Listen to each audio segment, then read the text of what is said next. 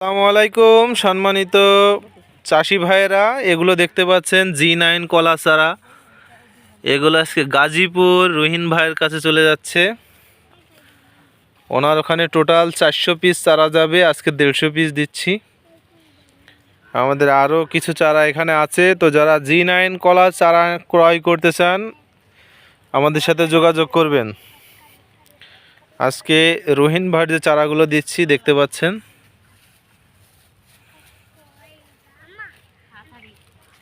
Fresh চারা দিয়ে দিচ্ছি ওনাকে।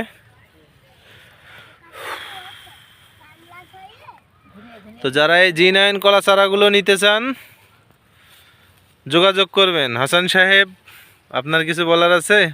অবশ্যই G9 কলাটাকে চাষ করলে চাষি কি সবচেয়ে বেশি লাভজনক চাষ G9 কলার চারা। লাভজনক কেন? লাভজনক 2 বছরে 3 বার পাওয়া যাবে।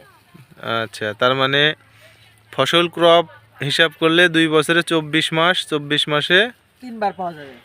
3 আটা 24, তার মানে 8 মাস, 8.5 মাসেই তো এর কাঁদি কাটা যায়।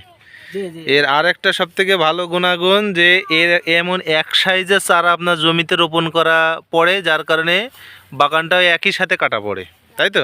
জি জি জি জি। তো কাদি অনেক বড় হবে, কাঁদি বড় হবে।